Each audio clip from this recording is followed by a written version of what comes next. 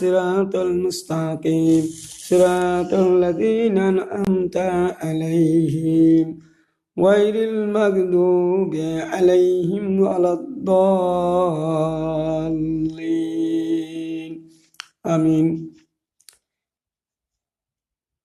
শুরুতেই সেই মহান আল্লাহ তাআলা শুকরিয়া আদায় করি, যিনার অপার অনুগ্রহে আমি আপনাদের সামনে আজকে একটা ভিডিও দেওয়ার জন্য প্রস্তুতি নিয়েছি। আল্লাহ যেন আমাকে সেই তৌফিক দান করেন, আল্লাহুম্মা আমিন। আর যারা আমার আজকে ভিডিও শুনবেন, অন্যদেরকে শোনার ব্যবস্থা করে দিবেন, আপনারা সব পাবেন। এটা হলো একটি আয়াত জানা থাকলেও মানুষের সামনে তা প্রচার করো। বাল্লিগু আন্নি ওয়ালাউ আয়াতা। রসুল বলছেন, তোমরা যদি একটি আয়াতও জানা থাকো তা মানুষের সামনে বলো বা প্রচার করে দাও। তো এই কারণে আমি আপনাদের সামনে এই দায়িত্ব নিয়েই আমি আপনাদের সামনে আজকে যে ভিডিওগুলো দিব এবং আল্লাহ কোরআন এবং রসুলের হাদিস থেকে যা বর্ণনা করবো আপনারা তা শুনবেন এবং তা মেনে চলার নিজেরা চেষ্টা করবেন। আর শেয়ার করে দিবেন, সাবস্ক্রাইব করে দিবেন, কমেন্ট করবেন, আপনারা সব পাবেন, আমিও পাবো। আমরা প্রতি নামাজেই কিন্তু সূরা ফাতিহার মধ্যে বলতেছি, ইয়া আল্লাহ আমাদেরকে সঠিক সরল পথ দেখিয়ে দাও, ইহদিনাস সিরাতাল মুস্তাকিম, আমাদেরকে সঠিক সরল পথ দেখিয়ে দাও। তারপরে আমরা বলতেছি সিরাতাল্লাযীনা আন'আমতা আলাইহিম, আল্লাহ আমাদেরকে ওই সমস্ত লোকের পথে পরিচালিত করো যাদেরকে তুমি নিয়ামত দান করেছো, যাদের প্রতি রহমত বর্ষণ করেছো, গায়রিল মাগদুবি আলাইহিম ওয়ালাদ-দাল্লিন, আমিন। আর ওই সমস্ত লোকের পথে পরিচালিত করো না যারা পথভ্রষ্ট গোমরাহ হয়েছে, তাদের পথে আমাদেরকে পরিচালিত করো না। আল্লাহর কাছে এই দোয়া প্রার্থনা করতেছি। আল্লাহ আমাদেরকে এত আল্লাহর কাছে আমরা চাচ্ছি, দোয়া করছি যে তোমার পথে আমরা চলি, তোমারই ইবাদত করি, তোমার কাছে সাহায্য চাই। এই কথাগুলো আমরা বারবার করে বলছি। আল্লাহ এখন বলতেছেন, কুল ইন কুনতুম তুহিব্বুনাল্লাহ ফাত্তাবিউনি ইউহিব্বুকুমুল্লাহ ইয়াগফির লাকুম যুনুবাকুম আল্লাহু গফুরুর রহিম। আল্লাহ বলতেছে, হে রসুল তুমি বলে দাও তোমার উম্মতদেরকে, তারা যদি আমাকে ভালোবাসে, তারা নামাজে কান্দাকাটি করছে, তারা আমার কাছে হেদায়েত হতে চায়, সঠিক সরল পথ চায়, তাহলে তাদেরকে আপনি বলে দিন, তারা যদি আমাকে ভালোবাসে তাহলে তারা যেন হে রসুল তোমার কর্মকাণ্ডের অনুসরণ করে, আনুগত্য করে, তাহলে আমি আল্লাহ তাদের ভালোবাসবো, তাদের গুনাহসমূহ মাফ করে দিব। শর্ত হলো আল্লাহ রসুল যা করবে তাই যদি আমরা করতে পারি, তাহলে আল্লাহ গুনাহ খাতা মাফ করবেন। ওয়াদাল্লাহ হাকুন, আল্লাহ তার ওয়াদা খিলাফ করেন না, আল্লাহ সে ওয়াদা করলেন। তাহলে রসুল কি কি কাজ করেছে এই জিনিসগুলো আমাদেরকে যাচাই বাছাই করে বের করতে হবে না? হবে কিনা বলেন? আমরা এইটাই বুঝি না যে এই হাদিসগুলা, কোরআনের আয়াতগুলা থাকার পরেও আমরা এগুলা বুঝি না। দেখেন আল্লাহ রসুল আবার কি বলতেছেন, যে আল্লাহ আমার উপর আমার কর্মকাণ্ড করলে আল্লাহ তাআলা গুনাহ খাতা মাফ করবেন। তাহলে এমন আমি কি কাজ করি যে আমার এই কাজগুলো করলে আল্লাহ তাআলা গুনাহ মাফ করবে সবার? কারণ হলো, রসুল বলছে, কারণ হলো ইন আত্তাবিউ ইল্লা মা ইহা ইলাইয়া, আমি নিজের থেকে কিছু করি না, আল্লাহ যা বলেন আমি তাই করি, নিজের থেকে কিছু আমি করি না। এই কারণে আল্লাহ ওই কথা বলেছেন। সূরা ইউনূসের ওটা 15 নম্বর আয়াত, সূরা নিসার 80 নম্বর আয়াতে আবার আল্লাহ বলছেন, মাইতুর রসুলা ফাকাদাতা আল্লাহ, যারা আমার রসুলের কর্মকাণ্ড করে তারা তো আমারই কর্মকাণ্ড করে। আল্লাহ এখানে সাক্ষী দিয়ে বলতেছেন যে যারা রসুলের সঙ্গে যারা কাজ মিলাই চলে, রসুলের কাজের সঙ্গে নিজের কাজ মিল করে চলে, তারা তো আমারই কাজ করে। আল্লাহ এখানে স্বীকৃতি দিয়ে দিলেন। সূরা নিসার 80 নম্বর আয়াত।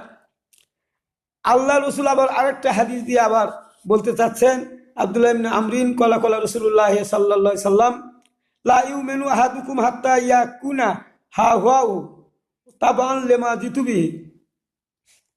আবার রসুল বলছেন, তোমাদের চিন্তা চেতনা আমার চিন্তা চেতনা, তোমাদের মতামত আমার মতামতের সাথে যদি মিল না হয়, তোমাদের চিন্তা চেতনা আমার চিন্তা চেতনা এবং মতামতের সাথে যদি মিল না হয়, তাহলে তোমরা পূর্ণ ঈমানদার হতে পারবে না, আংশিক হবে। আল্লাহ ফির কি বলছেন, ইয়া আইয়ুহাল্লাযীনা আমানুত্তাকুল্লাহা হাক্কা তুকাতি ওয়া লা তামুতুন্না ইল্লা ওয়া আনতুম মুসলিমুন। আল্লাহ আবার বলতেছে যে ঈমানদারগণ, যেভাবে আল্লাহকে ভয় করার দরকার সেইভাবেই ভয় করো, আর পুরাপুরি ঈমানদার না হয় কেউ মরিও না, কেউ কবরে আসিও না। তাহলে আল্লাহকে ভয় করার মতন কেমন আমাদের ভয় করতে হবে? আল্লাহ বলে দিলেন, যেভাবে ভয় করলে আমার পুরোপুরি হুকুম মেনে চলতে পারবে, সেই রকম ভয় করতে হবে। যেমন রসুল এবং তার সাহাবীগণেরা তারা এইভাবে আমাকে ভয় করেছিল, যেভাবে ভয় করেছিল তোমরাও সেইভাবে আমাকে ভয় করবে। আর এটা যদি তোমরা না করো তাহলে তোমরা পুরোপুরি ইমানদার হবে না, আর এইভাবে মরলে তোমাদের শাস্তি হবে। এই জন্য আল্লাহ তাআলাও সেটা হুঁশিয়ার করে দিলেন। আবার আল্লাহ নবী বলছেন যে আমি যতক্ষণ দুনিয়াতে বেঁচে ছিলাম আমার সাহাবীগণ আমাকে অনুসরণ করেছে, আমি যা করেছি তাই করেছে তারা, আমি যা নিষেধ করছি তা থেকে তারা বিরত থেকেছে। কিন্তু আমি তো চিরদিন থাকবো না, আমি তো মানুষ, একদিন না একদিন আমাকেও দুনিয়া ছেড়ে যেতে হবে, আমাকেও মৃত্যুবরণ করতে হবে। তাহলে আমি যখন মৃত্যুবরণ করবো তাহলে তোমরা কি করবে? আল্লাহ নবী হাদিসটা 10 হিজরিতে বলে গেলেন, বিদায় হতে বলে গেলেন। হাদিসটা আমি আপনাদের সামনে বলি। আনাস ইবনে মালিকিন কলা কলা রাসূলুল্লাহ সাল্লাল্লাহু আলাইহি সাল্লাম তারাকতু ফিকুম আমরাইন তাদিল্লু মা তামাসসাকতুম বিহিমা কিতাবুল্লাহি সুন্নাতি রাসূলিহি। হাদিস নম্বর হলো 2092 নম্বর হাদিস। এটা হলো মেশকাতেও আছে, বুখারীতে আছে, তিরমিজি শরীফের নম্বর হলো 2092 নম্বর হাদিস। তাহলে আমাদেরকে রসুল নাই, সাহাবীগণ নাই, তাবেঈন নাই, আলেম ওলামারা আছে। তাহলে আমাদেরকে সকল আলেম ওলামাদেরকে এখন আমাদের দেখতে হবে যে কোরআন এবং রসুলের হাদিস কি বলে, সেই অনুযায়ী তারা নিজেরা চলবেন, আমাদেরকেও সেইভাবে চলার তৌফিক বলার দাওয়াত দিবেন, নির্দেশ করবেন। তাহলে ওই আমিরের হুকুম মানা আমাদের ফরজ। যে আমির আল্লাহ এবং রসুলের কর্মকাণ্ডের উপর চলে নিজে এবং অন্যদেরকেও সেই কাজ করার জন্য অনুপ্রেরণা যোগায়, দাওয়াত দেয়, এই হুকুম তখন তার মানা আমাদের জন্য ফরজ হয়ে যায়। তো আমির তো অনেকে আছে, আমিরেরা তো কেউ আংশিক করে, অথচ আল্লাহ বললেন পুরোপুরি ইমানদার না হয় মরেন না। ইয়া আইয়ুহাল্লাযীনা আমানু উদখুলু ফিস সিলমি কাফা, 208 নম্বর আয়াত সূরা বাকারার। সেখানেও বলা হয়েছে, হে ইমানদারগণ তোমরা এখন ইসলামে পূর্ণভাবে দাখিল হয়ে দাও, দাখিল হয়ে যাও, শয়তানের পদাঙ্ক অনুসরণ করো না। তাহলে এখানেও বলেছেন যে তোমরা পূর্ণভাবে ইসলামে দাখিল হয়ে যাও। তাহলে আমরা আগে অবশ্যই আমাদের ঘাটতি ছিল। মক্কাতে বলা হয়েছে ইয়া আইয়ুহান নাস, হে মানুষ সকল, আর মদিনাতে এসে বলা হলো ইয়া আইয়ুহাল্লাযীনা আমানু, হে ইমানদারগণ যারা ঈমান এনেছে। মদিনার যে সমস্ত মুসলমানরা ঈমান এনেছে তাদেরকে লক্ষ্য করে আল্লাহ বলছেন এই কথাটা, এখন তোমরা পুরোপুরি দাখিল হয়ে যাও ইসলামে। তার মানে এখন ইসলামের শরীয়তি বিধানগুলা ধীরে ধীরে নাজিল হবে, আর তোমরা পুরোপুরি ঈমানদার হয়ে যাও। আর পুরোপুরি না মেনে কেউ মরেন না। তাহলে রাসূল সাল্লাল্লাহু আলাইহি সাল্লামের উপর ধীরে ধীরে আল্লাহর শরীয়তে আইনগুলো পাশ হয়, আর রাসূল সাল্লাল্লাহু আলাইহি সাল্লাম ধীরে ধীরে নিজে পালন করেন এবং সাহাবীদেরকে নিয়ে তা পালন করেন। তো আমি আপনাদের কাছে বোঝাতে চাচ্ছি যে আমরা বা আমি নিজে মনে করতাম আগে যে কোরআনটা হয়তো একেবারে সব আইনগুলো চলে এসেছে, রসুলের নবী হওয়ার পর থেকেই সবগুলো আইন এসেছে, সবগুলো শরীয়তের বিধান এসেছে। তাহলে মানুষ মানে না কেন? খালি এটা বাসে ভাগ করে নিল কেন? খালি শুধু নামাজ রোজার উপরই দাওয়াত দেয়, নামাজ রোজার উপরই কথা বলে, দান খয়রাতের উপর কথা বলে, আল্লাহর আইনের ব্যাপারে কোনো কথা বলে না, যুদ্ধ জেহাদ সম্পর্কে কোনো কথা বলে না। কেন এরকম হলো? ঘটনা হলো তখন আমি কোরআন গবেষণা হয়েছি, দুটা জিনিস আঁকড়ে ধরতে হবে, আল্লাহর কোরআন এবং রসুলের হাদিস। এই পড়তে যায় আমি বুঝতে পারলাম সেখানে বলা হয়েছে মাক্কি হাদিস, মাক্কি সূরা, মাদানী সূরা, মাক্কি সূরা, মাদানী সূরা। এরকম হলো কেন? তখন আমার মনে আরো বুঝার পড়ার আমার আগ্রহ বেড়ে গেল যে সেখানে বলা হচ্ছে যে যারা হিজরতের পূর্বে যে সমস্তগুলো আয়াত যেগুলো নাজিল হয়েছিল সেগুলো আয়াত কিন্তু তাওহীদ, রিসালাত, আখিরাতের উপর কথা বলা হয়েছে। যেমন ধরা বলা হয়েছে যে তোমরা আল্লাহ এক, অদ্বিতীয়, আল্লাহর কোনো শরীক নাই, রাসূল সাল্লাল্লাহু আলাইহি সাল্লাম আল্লাহর প্রেরিত বান্দা বা রসুল, সংবাদ বাহক, সংবাদ বার্তা বাহক। আল্লাহর কোরআনের কথাগুলো, কোরআন যখন তার উপর নাজিল হচ্ছিল আর এই কথাগুলো মানুষের সামনে পৌঁছে দিচ্ছিল, তাদেরকে নবী বা রসুল বলা হয়। তো তারপরে মানুষকে বোঝানো হলো যে আল্লাহ এক, অদ্বিতীয়, আর এই কথাটা কে বলছে? রসুল বলতেছে। আর রসুল কেন বলতেছে? আল্লাহ তাআলা তাকে তার পক্ষ থেকে নবী হিসেবে বানাইছে এবং সংবাদ বাহক হিসেবে বানাইছে, শত্রুকে ক্যারি রূপে বানানো হয়েছে। এটা আমাদেরকে মেনে নিতে হবে। আর এটাকে কেন মেনে নিতে হবে আমাদেরকে? এই কারণে মেনে নিতে হবে যে মানুষ দুনিয়াতে চিরদিন থাকে না। নির্দিষ্ট সময় একটা দুনিয়াতে চলাফেরা করে, তারপরে নির্দিষ্ট সময় পার হয়ে গেলে তারা দুনিয়া থেকে মারা যায়, ইন্তেকাল করেন। আর তখন মানুষেরা কি মনে করেছিল যে তারা যে মৃত্যুবরণ করছে, দুনিয়াতে আসতেছে যাইতেছে, আর এটাই কি তাদের শেষ জীবন? আল্লাহ বলছেন না, খালাকুল জিন্না ওয়াল ইনসা ইল্লা লিয়াবুদুন, জিন ও মানুষকে আল্লাহ তার ইবাদত বন্দেগী করার জন্য সৃষ্টি করেছে। আর সেই ইবাদত বন্দেগী যদি না করে তারা মারা যায়, কিন্তু তারা তো কিয়ামতের ময়দানে উঠবে। তো যদি উঠে, তাহলে আল্লাহ এবং রসুলের হুকুম তারা মেনে চললো কিনা, নবীর হুকুম মানে চললো কিনা। যদি না চলে তাহলে জাহান্নামে যাবে, আর যদি আল্লাহ এবং রসুলের হুকুমের উপর চলে তাহলে তারা জান্নাত পেয়ে যাবে। এই যে তাদের বিচার ফায়সালা হবে। তখন আমার মনে ধারণা হলো যে আরে, এর তো মারাত্মক কথা, এটা তো ভালো লাগতেছে আমার। এইভাবে পড়ার সুযোগ হলো, কোন সূরা কখন নাজিল হলো, এই কথাগুলো আমার বুঝার সহজ হয়ে গেল। এখন আমি তখন চিন্তা করলাম, তাহলে কি কি আছে মাক্কি সূরাগুলোর মধ্যে? দেখা গেল যে সেখানে আমানতের খেয়ানত করা যাবে না, অন্যায়ভাবে কাউকে মারা যাবে না, সবসময়ের জন্য ন্যায় নীতিভাবে চলতে হবে, অন্যায় অনাচার করা যাবে না, এবং আমানতের খেয়ানত করা যাবে না। এটা হলো। তারপরে সূরা মুমিনুন, নবুয়ত জীবনের ষষ্ঠ বছরে, ষষ্ঠ নবুয়তি ষষ্ঠ জীবনে সূরা মুমিনুন নাজিল হয়ে কিছু নামাজের আয়াত নাজিল হয়ে গেল। আর তখন তারা কি করলো, প্রথমে রসুলের উপর 2 রাকাত, পরে আবার 2 রাকাত নামাজ ফরজ করা হলো। যখন তিনি দাওয়াতি কাজে যেতেন তখন 2 রাকাত নামাজ পড়তেন, যখন বাড়িতে আসতেন 4 রাকাত পড়তেন। আর তাদের রোজা ছিল আশুরার রোজা, এই রোজা করতেন 3টা করে।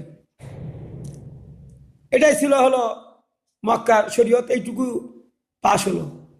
হওয়ার পরে দেখা গেল আবার সূরা মুমিনুনে বলা হয়েছে, তোমরা নিজ নামাজে যত্নবান হও, হাজে বাজে কথা বলো না, তারপরে তোমরা আমানতের খেয়ানত করো না, নিজের স্ত্রী ছাড়া অন্য স্ত্রীদেরকে দেখা যাবে না, অন্যায় কাজ করা যাবে না। তারপরে বলা হলো স্ত্রী এবং দাসী ছাড়া অন্য মেয়ের দিকে তাকানো যাবে না। তখন দাসীদের সঙ্গে স্ত্রী মতন ব্যবহার করা যেত, তখন আইন পাশ হয়নি। আচ্ছা, যাই হোক। তাহলে আর এই কাজগুলো যারা করবে, আল্লাহ বললেন তারা জান্নাতি, তারা জান্নাতি। তাহলে সূরা মুমিনুন নবুয়তের ষষ্ঠ বছরে নাজিল হলো। আর মক্কার শরীয়তটা এটাই ছিল, 4 রাকাত নামাজ, আর আমানতের খেয়ানত না করা, জাকাত দেওয়া। জাকাত দেওয়ার অর্থটা হলো দান খয়রাত করা। তখন ফরজ ছিল না, জাকাত দিতে হবে, এগুলা দিতে হবে, ফরজ ছিল না, দিলে গুনাহ হবে, এটা ছিল না। যদি কেউ না দিত গুনাহ হতো না। কিন্তু যখন জাকাত ফরজ হয়ে গেল, এরপরে কিন্তু কেউ না দিলে গুনাহগার হবে, এটা একটু মনে রাখেন। তাহলে মক্কার শরীয়তটা ছিল এইরকম ভাবে হলো। তারপরে যখন তারা মানতে ছিল না রসুলকে, তখন তারা আল্লাহ তাআলা মাক্কি সূরাগুলোর মধ্যে অতীত নবীদের ইতিহাস আনি তুলে ধরে তাদেরকে বোঝানো হলো যে অমুক নবীরা আসছিলেন, তারা তাদের কওমেরা ওই সমস্ত নবীদের হুকুম আহকাম না মানার কারণে আল্লাহ তাদের ধ্বংস করে দিয়েছেন, সলিল সমাধি করেছেন, ঝড় তুফানে ঝড় ঝাপটায় তাদেরকে ঘর বাড়ি ভেঙে চুরে চুরমার করে দিয়েছেন, কাউকে মাটি চাপাই দিয়ে মেরে দিয়েছেন, এই ধরনের শাস্তি দিয়েছেন। এই কথাগুলো মাক্কি সূরাগুলোর মধ্যে বর্ণনা করা হয়েছে। আরো বর্ণনা করা হয়েছে আদম আলাইহিস সালামের ঘটনা, আরো বর্ণনা করা হয়েছে তাদের আমলে কি ছিল, কিভাবে কি হলো, এই ধরনের কিয়ামত সম্পর্কে ভাবে আলোচনা করা হয়েছে। গায়েব সম্পর্কেও কথা বলা হয়েছে। গায়েব আল্লাহ জি, রসুল জি গায়েবের খবর জানতেন না, এগুলো ব্যাপারে বলা হয়েছে। আল্লাহ ছাড়া কোনো মানুষ গায়েবের খবর জানে না, এই কথাগুলা মক্কাতেই বলা হয়েছে। আর এইভাবেই মক্কার শরীয়তগুলো চালু ছিল। এখন পরবর্তীতে যখন আমি হিজরতের পরে আবার রসুলের জীবনী আলোচনা করতে যাই, দেখা যায় যে সূরা হজের 39 নম্বর আয়াতে কি দেওয়া হলো, যুদ্ধের অনুমতি দেওয়া হইল। আর তারা যখন রাষ্ট্র ক্ষমতায় যাবে, তারা প্রথম কি কাজ করবে? নামাজ কায়েম করবে, জাকাত দিবে, এই কাজগুলা করবে। তো এইভাবে ধীরে ধীরে মদিনাতে আসার পরে 5 ওয়াক্ত নামাজ প্রথম হিজরিতে ফরজ হয়ে গেল। তখন সাহাবীরা বললো, হুজুর আমরা তো আগে 4 রাকাত থাকলাম, এখন কি 5 ওয়াক্ত বেশি কেন, এত কেন? কছে ইন আত্তাবিউ ইল্লা মা ইয়া ইলাইয়া, আমি তো নিজে থেকে কিছু বলি না, আল্লাহ যা বলেন আমি তাই করি। আল্লাহ তখন ওই কথা বলেছিল, আমি ওইভাবে মক্কায় চলেছি। এখন বলতেছে তোমাকে 5 ওয়াক্ত নামাজ পড়তে হবে, আরো সুন্নত নামাজ আরো যোগ হলো। আমি আপনাদের কাছে বুঝাতে চাই, যখন এই নামাজ যখন পড়তে যখন সবাই একটু মনটা একটু খারাপ মনে করলো, রসুল বুঝতে পারলো, তখন রসুল বললেন, হাদিস বর্ণিত হয়ে যাচ্ছে, দেখেন রসুল বললেন, তোমাদের এই 5 ওয়াক্ত নামাজ যদি তোমাদের এই আমল ঠিক হয়ে যায়, নামাজ ঠিক হয়ে যায়, সব আমল ঠিক হয়ে যাবে। তোমাদের নামাজ ঠিকভাবে পড়ো, ইহতিসাবে সেই, তাহলে তোমাদের সব আমল ঠিক হয়ে যাবে। তারপরে 5 দিনের মাথায় জানাজার নামাজ ওয়াজিব হয়ে গেল। আগে জানাজা কেউ মারা গেল জানাজার নামাজ পড়া হতো না, তো সেটা হলো প্রথম হিজরিতেই হলো 5 দিনের মাথায়। 7 দিনের মাথায় জুমার নামাজ ফরজ হয়ে গেল প্রকাশ্যভাবে পড়ার জন্য আজান দিয়ে। কারণ মক্কাতে তো প্রকাশ্যভাবে কোনো নামাজ পড়া যায়নি, প্রকাশ্যভাবে নামাজ পড়ার কোনো ছিল না, পরিবেশ ছিল না, বিধায় মক্কাতে আসে 7 দিনের মাথায় জুমার নামাজ ফরজ হয়ে গেল, আজান দিয়ে নামাজ পড়তে হবে। তাহলে এই যে ধীরে ধীরে ভাবে আইন পাশ হয়ে যাচ্ছে। তারপরে কি হলো, 17 মাস পর 18 মাসের সময় কেবলা পরিবর্তন হয়ে গেল, বাইতুল মুকাদ্দাসের দিকে মুখ করে সকলেই নামাজ পড়ছে। 18 মাস পর আবার কেবলা পরিবর্তন করে দিয়ে মক্কার দিকে নিয়ে আসা হলো, যে এখন মক্কার দিকে নামাজ পড়ো। সূরা বাকারার 142 144 নম্বর আয়াত দিয়ে ফারাজি কেবলা পরিবর্তন করে দেওয়া হলো। এই যে ধীরে ধীরে আইনগুলো পাশ হচ্ছে, শরীয়তের বিধিবিধানগুলো ছিল মক্কাতে, এগুলো কিছুই ছিল না। এই যে কেবল ধীরে ধীরে এই সমস্ত আইন কানুনগুলো আসছে। তারপরে বদর যুদ্ধের 2য় হিজরির রমজান মাসে 17 রমজানে বদর যুদ্ধের ঘোষণা আসলো। কেন আসলো? ওই যে মক্কার কাফেররা তারা চিন্তা করে দেখলো যে রসুল ওখানে যায়, মোহাম্মদ যায়, ওখানে কি করতেছে, তাদের তো আমরা তাড়িয়ে দিলাম, হত্যা করার চেষ্টা করলাম, পারলাম না, ওইখানে যায় কি ওরা কি সংঘবদ্ধ হচ্ছে, হয় কি আমাদের মক্কা আক্রমণ করবে নাকি, এই আশঙ্কায় তারা লোকজন পাঠিয়ে খবর নিয়ে দেখলো যে মুসলমানরা সবাই ঐক্যবদ্ধ হয়েছে এবং তারা জামাতবদ্ধভাবে নামাজ পড়তেছে।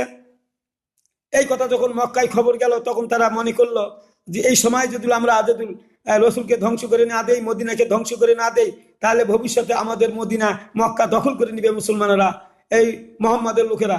এই কারণে তারা ওই 17 রমজানে, ওই 2য় হিজরি 17 রমজানে বদর যুদ্ধ হলো। আমি আপনাদের বুঝাতে চাচ্ছি এই কথাটা, এই যে ধীরে ধীরে আইনগুলো পাশ হচ্ছে। মক্কাতে তো যুদ্ধ জেহাদের কোনো কথা ছিল না। এখন যখন আমরা এই যুদ্ধ জেহাদের কথাগুলো যখন মানুষের সামনে তুলে ধরি, কিছু মানুষ আমাদেরকে ময়দানে প্রশ্ন করে, যখন আমরা ময়দানে যাই, যখন দাওয়াত দিই, তখন বলে রসুল তো যুদ্ধ জেহাদ করে নাই। সাহাবীরা তাকে প্রশ্ন করলেও যুদ্ধ জেহাদ করে নাই। রসুলকে রাষ্ট্র ক্ষমতায় দিতে চেয়েছিল মক্কার মুশরিকেরা, কাফেররা, রসুল নেন নাই, তা আপনারা কেন রাষ্ট্র ক্ষমতা চান? এই যে কথাগুলা উলট পালট কথাগুলা বলে। তো আপনারা আমার ধারাবাহিকভাবে আমার এই ভিডিও শুনবেন এবং জানবেন। আমি ছোট ছোট করে ভিডিও দিব, যেটা আপনাদের সময় এখন কম মানুষের, যাতে করে শোনা এবং বোঝা সহজ হয়ে যায় এবং মনে রাখা সহজ হয়ে যায়। এই জন্য আমি আপনাদের কাছে অনুরোধ করছি, আমার এই ভিডিওগুলো আপনারা পাঠান, সাবস্ক্রাইব করুন এবং শেয়ার করে দিন, কমেন্ট করুন, যা করার দরকার আপনারা করে দিবেন। আপনারা দিলে আপনাদের লাভ কি? আমার লাভ হলো যে আমি এগুলা বললাম, আপনারা সবাই আল্লাহর পথে হেদায়েতের দিকে হয়তো আসবেন, খারাপ থেকে ভালো হবেন, অন্ধকার থেকে আলোর দিকে আসবেন, এটা মনে করতেছি। আর এই কারণে আল্লাহ আমাকে সব দিবেন। তাহলে আপনাদের কি লাভ হবে? আপনাদের জিনিসটা জানা হলো, আর এই জানিয়ে যে আপনি অন্ধকার থেকে আলোর পথে আসতে পারলেন, এটা আপনার জন্য সব হলো। আপনি আল্লাহর কাছে অনেক এক অন্ধকার পথ থেকে আলোর পথে আসলেন, খারাপ পথ থেকে ভালোর পথে আসলেন, এই জন্য আপনি হেদায়েত পেলেন, এই জন্য আপনার লাভ হলো। আপনার আবার উদ্বৃত্ত সব নেওয়ার ব্যবস্থা করবেন। যেমন আমিও যেমন এটা শেয়ার করার জন্য আপনাদের বলতেছি, আপনারা শেয়ার করে দিলে আপনাদের ওই রকম লাভ হবে যেমন আমার লাভ হচ্ছে। নিজেরা করে আপনারা যে সব পাবেন, আবার মানুষদেরকে জানিয়ে দিলে ওর একটা আলাদা সব পাবেন। এই জন্য আপনারা এগুলা করবেন, এগুলা আপনারাও দিবেন, আপনারাও সব পাবেন, আমিও পাবো। এখন আমি শেষ করতে চাচ্ছি এই কথা বলে যে আমাদেরকে কোরআনটা যদি বুঝে না পড়ি, আমাদের ভুল হয়ে যাবে। কেন, কিভাবে ভুল হবে? ভুল এই কারণে হবে যে সব আইনগুলো একবারে আসে নাই, ধীরে ধীরে আসছে।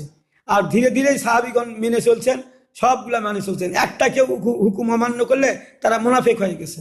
আল্লাহর আইনগুলো ধীরে ধীরে আনা হয়েছে এই কারণেই। এই জন্য আমাদের কাছে আর ধীরে ধীরে আসতেছে না। এটা দশম হিজরিতেই কোরআন সমাপ্ত করা হয়েছে, ওহির বিধান ওহি আসা বন্ধ হয়ে গেছে দশম হিজরিতে। এখন ১,৫০০ বছর হিজরি ১,৫০০ চলতেছে। এই জন্য আমাদের পূর্বে অনেক সাহাবীদের উম্মতদের উপরও আইন ফরজ হয়েছিল, আমাদের উপরও শরীয়তের বিধান পূর্ণাঙ্গ এসেছে, আমাদের উপরও সবগুলাই মানে চলতে হবে। এই জন্য রসুলের মাদানী জিন্দিগির যে ১০ বছর জীবনের খুঁটিনাটি সব টেনে হেঁচড়ে বের করে আমাদেরকে বুঝতে হবে, মানতে হবে এবং অন্যদেরকে তা মানার জন্য আহ্বান করতে হবে। এই ধরনের লোকগুলো যেহেতু দায়িত্ব পালন করে এরা আমির হবে। আল্লাহ এবং রসুলের সব হুকুম মেনে যারা চলে, অন্যদেরকে দাওয়াত দেয়, এরা হলো আমির উমরা। এদের দেওয়া আমাদের হুকুম আমাদের মেনে চলতে হবে। তো আজকে আমি এখানে এই ভিডিওটা শেষ করলাম। আসসালামু আলাইকুম ওয়া রাহমাতুল্লাহি ওয়া বারাকাতুহু।